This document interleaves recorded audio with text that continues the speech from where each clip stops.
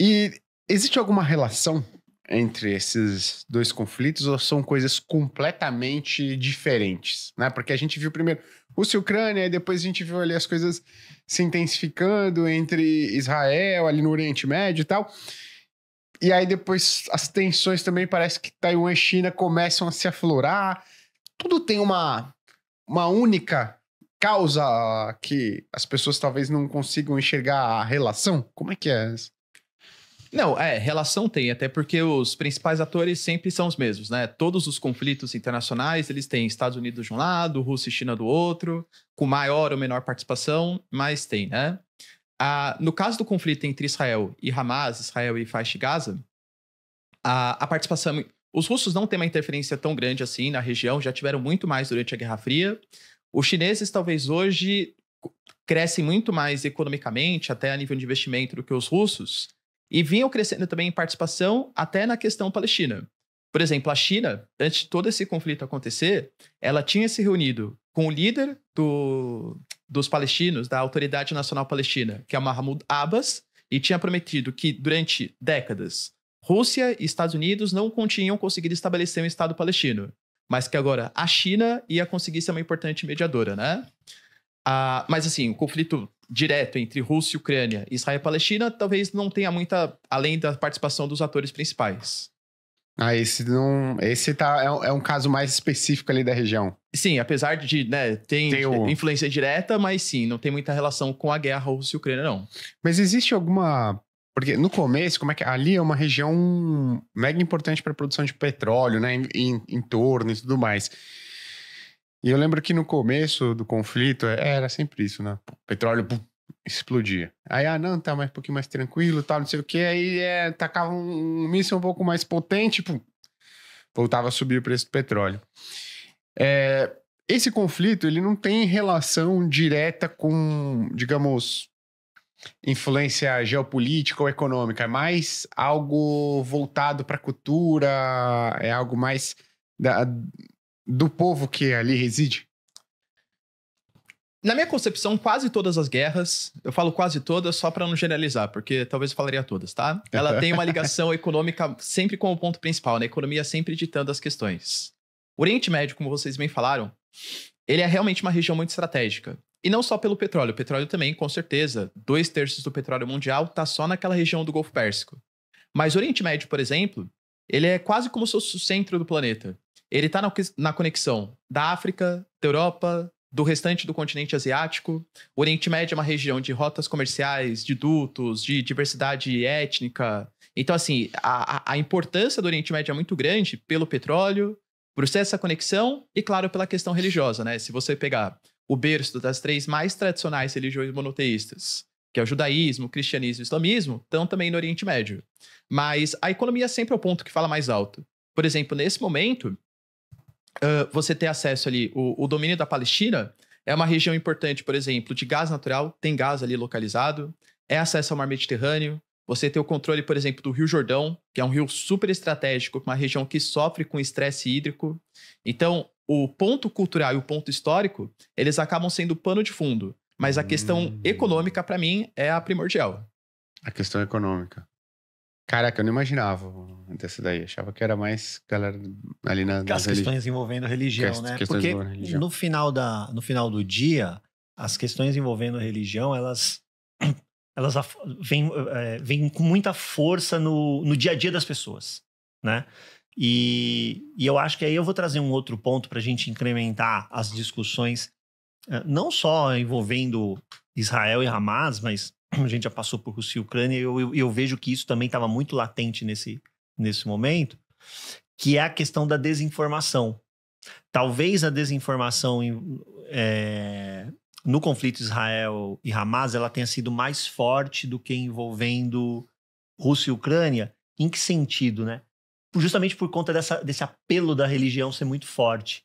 Então, como a gente está numa sociedade onde a velocidade da informação ela é muito mais rápida e qualquer um é um gerador de informação hoje por conta desse negócio aqui. Né? Qualquer um gerador de informação hoje.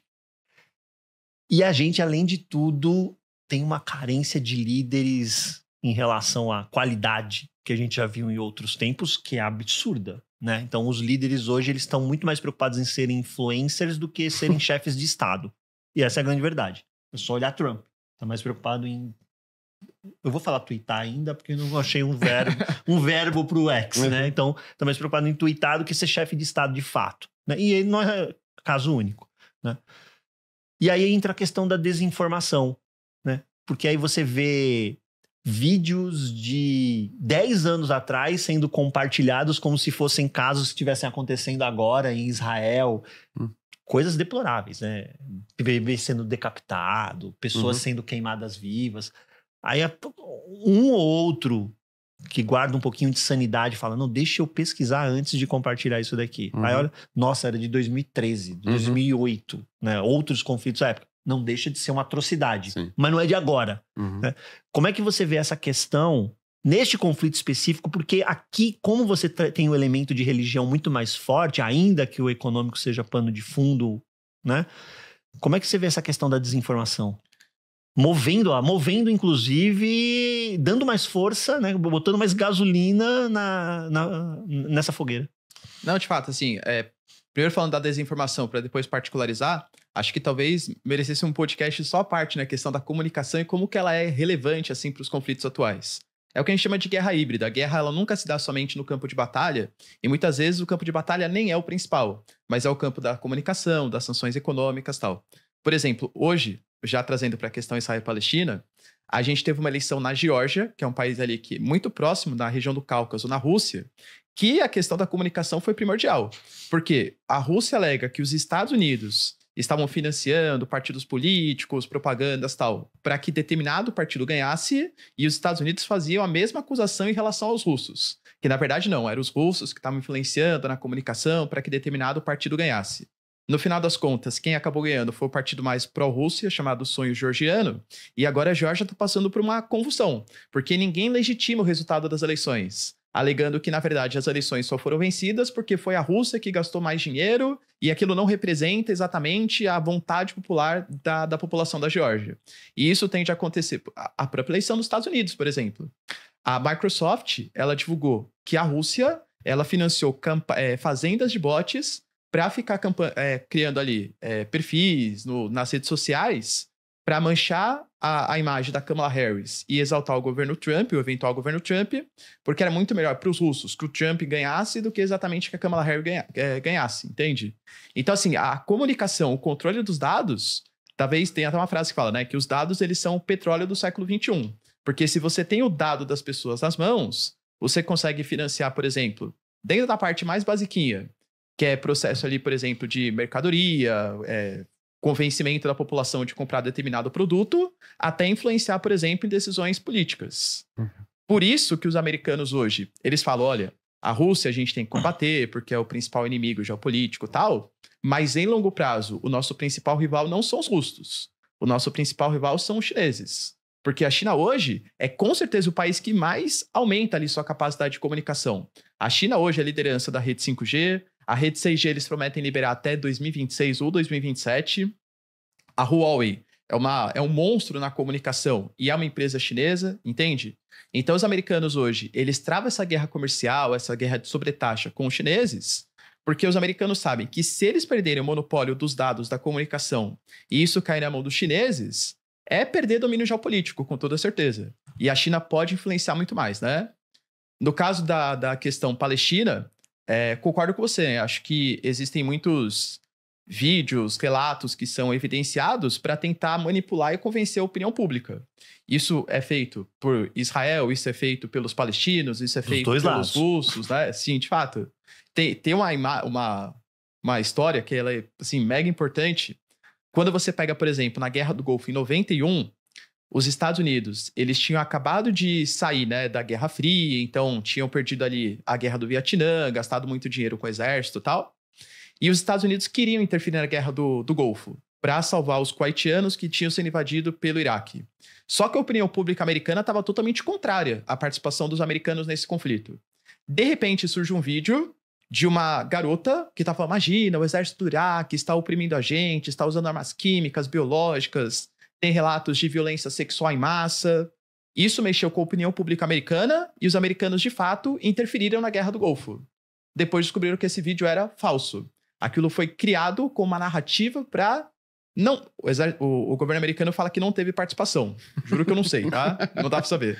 Mas essas narrativas são criadas para manipular a opinião pública mesmo, né? Então, assim, olha a importância da comunicação. Nesse caso, foi um vídeo construído para ter essa narrativa. Sim. Interessante. Só que daí o governo americano fala que não teve participação. Não tenho com isso. Não, porque neste caso específico, me lembro de um dos muitos, né, que acabaram ficando emblemáticos de Israel e Hamas, foi um vídeo de soldados que estavam amarrados e de repente você vinha a fogueira avançando sentido eles até que os soldados são queimados vivos, né? O vídeo é verídico.